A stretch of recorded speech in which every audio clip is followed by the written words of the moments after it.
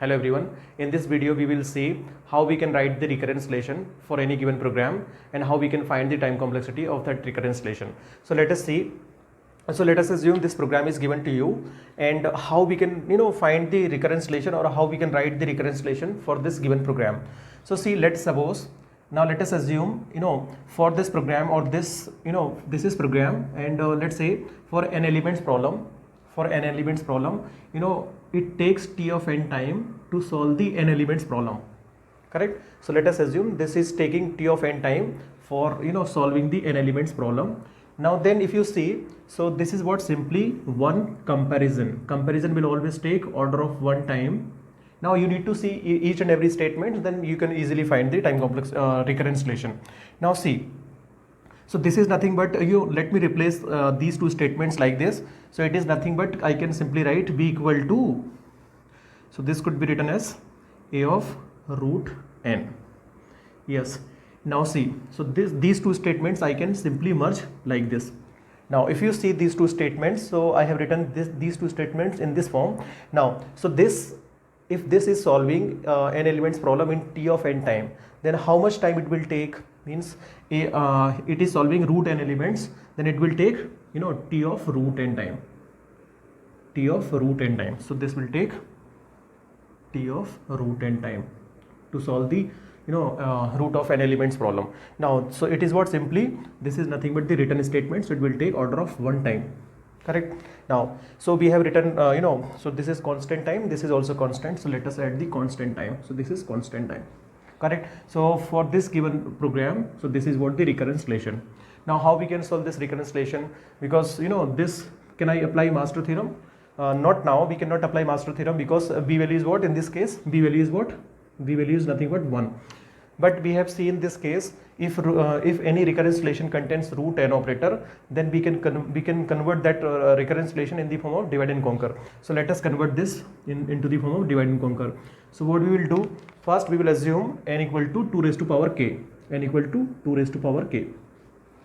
Now this now let us replace, so t of, it will become t of 2 raised to power k, and it is going to be t of this is 2 of k by 2 plus constant. Now this recurrence relation is in the form of divide and conquer or not?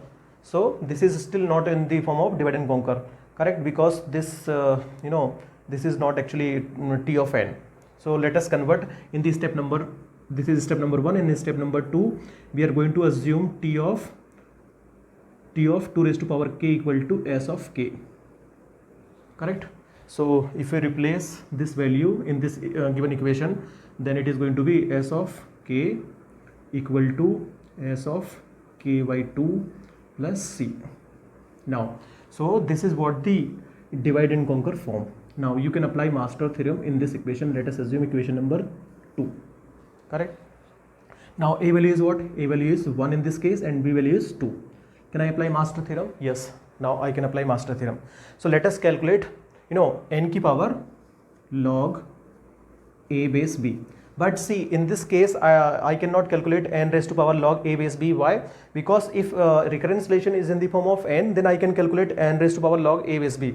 But recurrence relation is in the form of k, then I will calculate k raised to power log a base b. So let us calculate now k raised to power log a. So log a is what? 1, b is what? 2. So it is going to be ultimately log 1 is 0. So log 1 is what? 0. So k raised to power 0 is what? Ultimately 1. Now so this is also constant and this is also constant. If both values are matching, then we can simply multiply with log. So let me multiply with log. Let me write.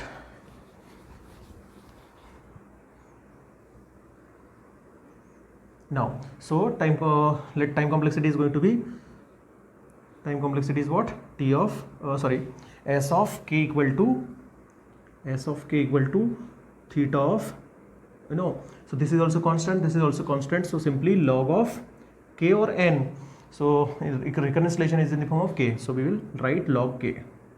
Now but see, recurrence relation is in the form of n, so we need to reverse the procedure. So let us convert in this recurrence relation in the form of n.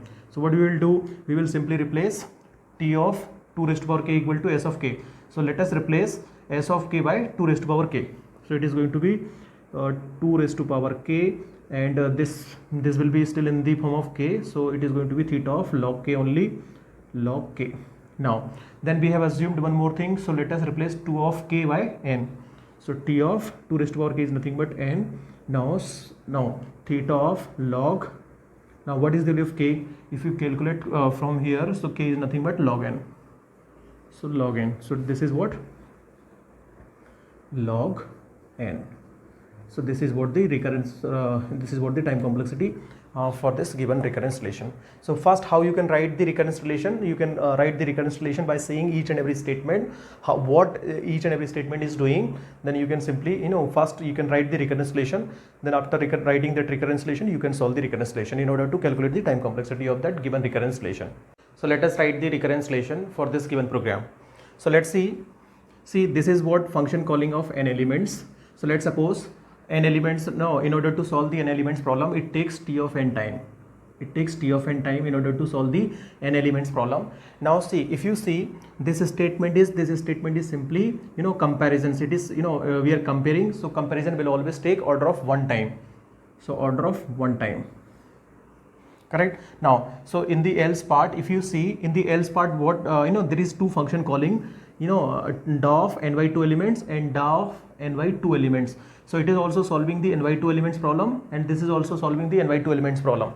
So it means what? See, we have already assumed if n elements problem can be solved in t of n time. So in n by 2 elements problem would be solved in t of n by 2 times. So it will take t of n by 2 times. After solving this problem, then we are going to solve this problem also. So it will also take t of n by 2. Then once we will solve this, then we will solve this, then we are going to add plus, we are going to add the 100 number also. So by adding any number, if you are adding any bigger number, if you are adding anything, so it will take only constant amount of time. So it will take t of n by 2, it will also take t of n by 2, and it will take only constant amount of time.